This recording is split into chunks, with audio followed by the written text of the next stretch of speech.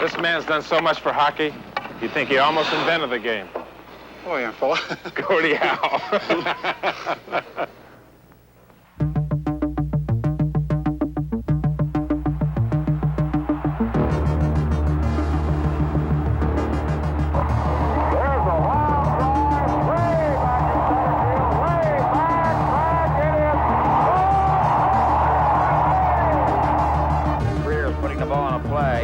He gets it out deep, and Havlicek steals it over his man Joe.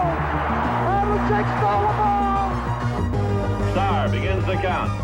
Takes the snap. He's got the quarterback thinking he's into the touchdown. The Green Bay Packers are going to be world champions.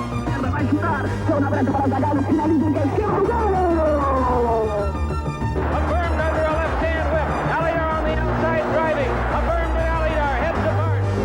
Here's the pitch by Downing. Swinging. There's a drive into left center field. That ball is going to be out of here. It's gone. It's 7-15.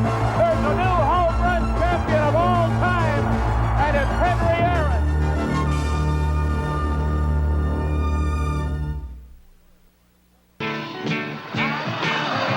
Okay, Tom, one more time, okay? You're skating rings around me, aren't you? Not really. You are, too. I'd hate to be on the mound when you're out there. No, I'll just let both hands go at the target. And All right. try. One more time, okay? All right. I'm a willing student. Okay, Throw let's see that it. puck back. Let me have a try. All right. Ready?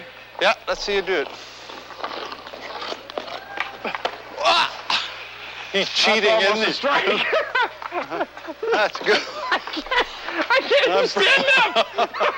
Much less take a shot on goal. I grew up with these things. I was on them since I was 4. How do I look, all right? Great. You started skating when you're 4 years old? I can barely stand up now. I thought you were doing great, Tom, but actually, I got a break because my mother at the time out in Saskatchewan, Saskatoon was a city, and there's a lady during Depression came along with a sack full of goodies, selling for $1 for one purpose, to feed her youngsters some milk, and my mom gave her $1, and in there was a pair of skates, and that's where it all started. And then at one time when I get around, say 12, I'd play for as many as 5 clubs. And a lot of people in the East won't believe it, but we used to play in about 35, 40, 50 below zero weather. Gordie, what was your first professional kind of contract? Well, the first professional one, really, it was with a professional club, but it was an amateur, junior age. When I left Saskatchewan, came into Galt, Ontario, and it was professional in the aspect that I was really mad. They offered me, I think, X number of dollars a week for spending money. They put me into school, and then they promised me a jacket. In 1945, a tentative Gordie Howe emerges from a frozen Canadian hamlet to try his hand at professional hockey. The $2,300 contract seems fine, but where's the team jacket? Detroit boss Jack Adams finally tells his protege, go get yourself 5 of them. And Howe soon learns to love the Red Wings patriarch Jack Adams. He was one of the taskmasters. He really demanded your attention, you know, and respect, and he got it. What kind of team did you have then? We had a winning team. Right when you joined him, you had a winning team? No, we just snuck by New York that first year to get we were 4th in the standing, got into the playoffs. And then from that out, it was a gradual improvement. And about that was 46 and 50, we won it. I wasn't there for the big win because that first game in the playoffs, I got clobbered. I ran into a stick. Just 3 days prior to his 22nd birthday, Gordie Howe encounters Toronto's Ted Kennedy and suffers a frightening injury. Gordie is rushed to the hospital with a fractured skull, a brain hemorrhage, and serious eye laceration, while the city's denizens fear for his life and the Detroit dailies bang out horror stories. But miraculously, Howe returns in time to see the Wings wrap up the Stanley Cup. I wasn't too concerned because I guess being competitive, I snuck out and had a look, and I could see out of the eye, and that was the only thing that worried me. Did I have an eye or didn't I? And from that point on, it didn't bother me. Your nose doesn't look too bad now. There's, as I understand, there's about 500 scars in there, so I've been blessed with good healing powers, I think. After the injury, what kind of year did you have in 50? Well, it woke me up, Tom. I come right back and won the league in scoring, and as a matter of fact, from that point on, I think I won 4 scoring championships in a row. And didn't bother you at all, did it? No, and the team was hotter than firecracker. The Detroit Red Wings, building themselves a hockey dynasty in the early 1950s, led by the awesome scoring punch of the production line, featuring Howe, Sid Abel, and Ted Lindsay, and the stingy net-minding of goalie Terry Sawchuk. The Wings dominate the six-team NHL. The most cherished prize in hockey is the Stanley Cup. And in 1952, Detroit faces off with Montreal for possession of the silver mug. It's simply no match as the potent Wings, led by number 9 Gordie Howe, skate circles around their opponents. Howe, the league's leading scorer and most valuable player, is in complete command. And he leads Detroit to a 4-game rout of the Canadiens. The Red Wings win their second Stanley Cup in 3 years. In 1954, the same two teams meet in the Stanley Cup Finals, and the brilliant Gordie Howe sparks Detroit to a 3-1 series lead. But Kenny Mosdell scores a spectacular game-winning goal to give Montreal life, and the series is sent to its 7th and decisive game. Back at Detroit's packed Olympia, the two powers battle neck and neck into overtime, until finally little Tony Leswick lights the lamp for the Wings, and the Stanley Cup belongs to Detroit one more time. The following year, Montreal's number 1 star, Maurice the Rocket Richard, is suspended from the team and he's forced to sit out as rivals Detroit and Montreal meet again in the 1955 Stanley Cup Finals. The series is bitterly contested, even turning ugly at times. The team split the first 4 games. Then in Game 5, Gordie Howe scores a hat trick, and the Wings take a 3-2 series lead. Montreal forces a 7th game, but again, the crafty right winger takes charge. Howe scores the decisive goal of the series, setting a new playoff scoring record and leading the Red Wings to another Cup victory. Detroit tops off a streak of 7 straight regular season crowns and 4 Stanley Cups in 6 years. A remarkable record.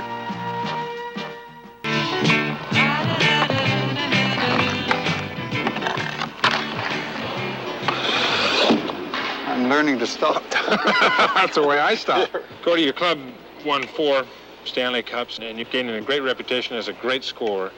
And you're also getting a reputation of having some pretty sharp elbows, too, right? Strictly rumors, Tom. Nothing but raw rumors. When Gordie Howe is first summoned to the Detroit Red Wings, he believes he's expected to play the role of policeman. And I just thought maybe I should start to play religious hockey. It's much better to give than receive. Even when his immense talents become apparent, Howe maintains his very aggressive style of play. With a penchant for mixing it up and unleashing an elbow now and then, he becomes a titan in hockey's many wars and finishes his NHL career 2nd in total penalty minutes. Then one afternoon he proves his mettle by pummeling a hockey brawler named Lou Fontinato in one of hockey's most memorable battles. The incidents in the past, although they didn't number as many as now, I think still the game of the past was a much rougher game. Even rougher than it is today. I honestly believe so, yes. I heard a rumor that you want to play a little golf with me. Is that right? Well, I don't know which hand I want to play, but I'll try. Let's go play some. All righty. You're not really going to try and use that as a putter.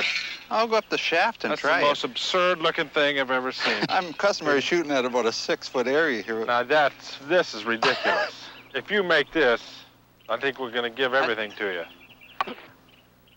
Oh, no. You lucky dog. Where in the world did you come up with that putter? I started this about 30 years ago. What about the next hole? I got a hole-in-one there a couple years ago. A hole in what? Well, not After with this club? Not with this. No, this is going too far.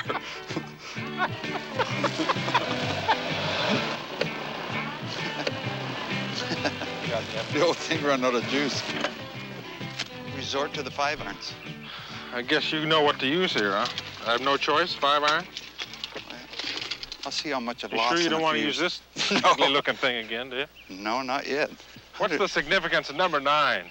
Well, in hockey, it's pretty well general that the goal scorers seem to wear the number 9. But believe it or not, mine didn't come as a result of that. In the days of the 16s, we used to travel by train. Yeah. And number 9 meant a lower sleeper, and that's exactly why I took it, believe it or not.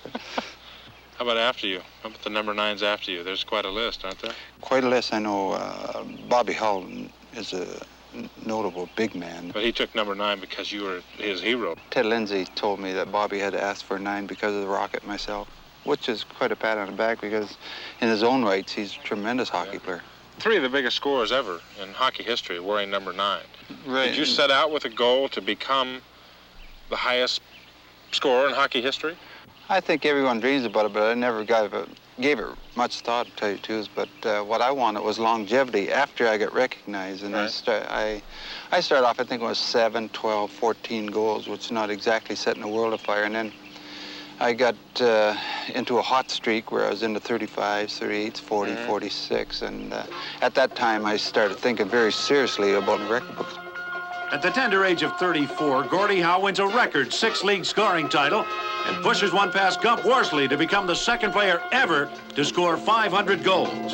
The first, Montreal's Rocket Richard, had retired in 1960.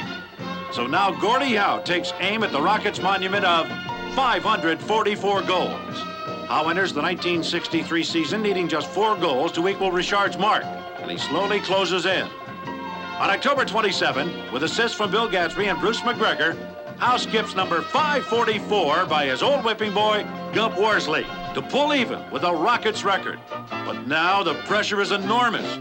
With defenses keying on number 9, Howe goes 2 weeks without a nibble. Gordie Howe still after the record-breaking 545th goal as the Red Wings host Montreal. Second period action. Detroit playing short-handed, trying to kill off a high-sticking penalty to Alex Faulkner. The Wings' Billy McNeil gets possession of the puck at his own end. McNeil streaking up ice. Gordie Howe on the right, inside the blue line. Passes to Howe. Howe shoots. He scores! He's done it! Number 545. Gordie Howe is hockey's all-time leading goal scorer. Let's take another look. A 15-foot wrist shot past Montreal's Charlie Hodge sends Gordie Howe into the ranks of immortality. Just listen to these Detroit fans. They're still on their feet. This ovation may never end. Record this date, folks, November 10, 1963. The day Gordie Howe passes the great Rocket Richard. But I have a sneaking suspicion that Mr. Hockey is not quite finished yet. The challenge was that if I score and do my job, that I would be there. And I just want to do for a long, long period of time. And that way set some kind of a record of notoriety and longevity. And why longevity? What's the importance there? Well, I love the game so much. And there was one man by the name of Dick Clapper had played the game for 20 years. And I thought that'd be tremendous if I could eclipse that, which I did. And I kind of went by it a little bit. You've gone right by that one, haven't you?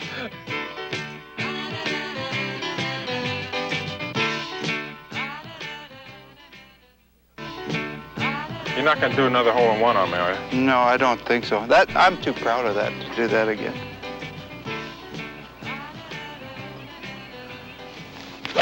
Oh, no, not twice in a row. No. That's pretty close. You just missed. What's wrong with you? Can't you do it again? We all got to get lucky. That's why it lasted so long. One thing I wanted to ask you, Gordie, is about the expansion in 1967. Right. That was when the league actually doubled. And I think it was good. It gave an awful lot of cities an opportunity to show the game of hockey and gave us a chance to visit different areas. But the big thing it did, give young guys an opportunity to play the hockey, and the old guys, we liked it too. Right. And I think where they thinned out was in the defensive part of it, would give us an opportunity to get a few more points, because it was during that time, just before I retired, I got 103 points. It helped your earning power too, didn't it? It definitely. And then when WHA came along, it just exploded. You got into the 6-figure bracket, and you got up to thoughts of retirement in 1971. There's several reasons I retired. The fun had left it, and we were going nowhere with the Red Wings, and it looked like a youth movement was in order. Right. And then I did have an operation on my wrist, right, which left it nothing but pain. And as the guy said, when the pain outweighs the fun, get out. Graying and riddled with arthritis, Gordie Howe at age 43 decides to step out of the game that has been such a huge part of his life. But even in retirement, honors keep coming his way. The Order of Canada is bestowed upon him in 1971. And the next year, the NHL waives its 3-year waiting rule and inducts Howe into the Hall of Fame. Detroit retires Gordie's hallowed number 9, and Bobby Hull offers a wry tribute. For 14 years, I played against and with the greatest of us all, and enjoyed every high-sticking minute of it.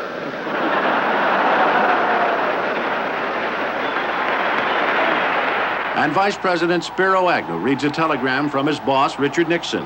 When most men retire, they are put on ice. But in your case, there isn't a hockey fan in America who wouldn't want to put you on the ice again to enjoy and savor the wizardry of your incredible hockey skills. Gordie's fans serenade him in what they assume is his last on-ice appearance. But Agnew's words will prove most prophetic. I would say that was sincere retirement, but the opportunity like to play with the boys came shortly after that, and it's like golf. Whenever I get a chance, I'll jump at it. My cart's broken. We're not going to move. You're going to move. It's like us running out of gas. Here we go. Quite a mechanic. 1971, you're at the age of 43, and you retire and go upstairs to the front office into management. That's got to be a brand new experience for you. It was a kind of a sad one, too, Tom, because, you know, when you're involved totally with 20 guys, win, lose, and anything you do, you get a record of it, and all of a sudden I found myself in a cubicle, and it's... Did you have any preparation for the front office at all? No, as a matter of fact, I had asked for that in about 4 years prior to retirement, and I didn't get any. All of a sudden, WHA entered in the picture. That'd be like a Christmas present. It was unbelievable. Things start to fall in line because I come off the phone after getting a call from Bill Deneen and Doug Harvey. Yeah. From Houston, said they're going to draft the boys, and I laughing my head off, and I said, isn't it great? The boys, I think, are getting the break they deserve, and they were underage at the time, 18 and 19, but WHA went in with the idea that they've been training for 10, 12 years for this particular chance, give it to them. And so when we started talking contract with the boys to Houston, I threw in a little suggestion, what about a third Howe? A press conference is called to announce the startling news. Gordie Howe is coming out of retirement to play with his two sons. The Howe threesome signs a pact for $1.8 million, and the hockey world wonders, will the memories of Mr. Hockey be tarnished? Or can old man Howe still perform his on-ice magic?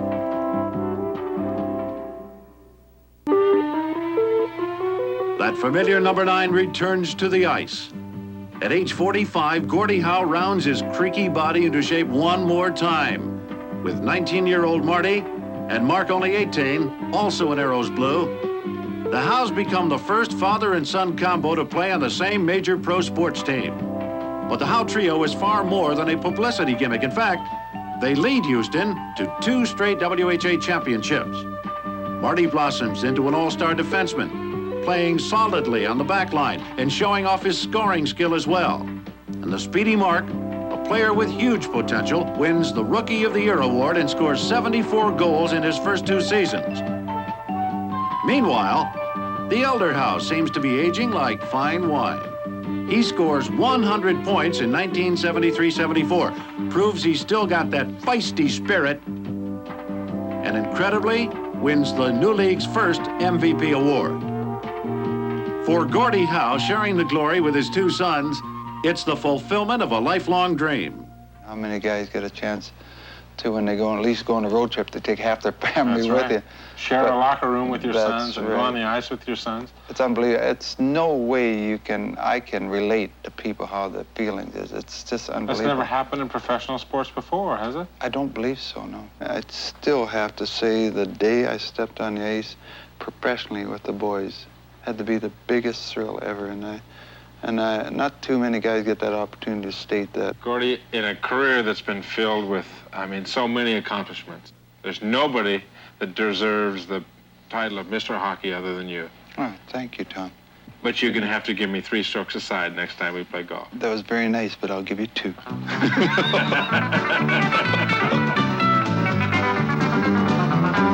Gordie Howe is the greatest of them all, the greatest of them all, yes, the greatest of them all.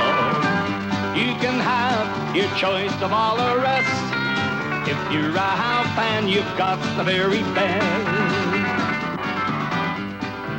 In his phenomenal 30 years of hockey, Gordie Howe has done more than seems possible for one man. His NHL records are virtually endless. 6 most valuable player awards, 6 times leading scorer, 21 all-star appearances, the career leader in goals, assists, and total points. The list goes on and on, as does Gordie Howe. Playing with his 2 sons, he continues to defy the hands of time, reaching new landmarks, and confounding experts with his continued superb play. Yes, Mr. Hockey, you're the finest through and through. In 1977, the Howes transfer their loyalties to the New England Whalers, and Gordie Howe suits up for his third pro team. Then, on December 7th, just 3 months shy of his 50th birthday, Gordie bangs home goal number 1,000. Another milestone for Gordie Howe, one of the most beloved and accomplished sports heroes of our time.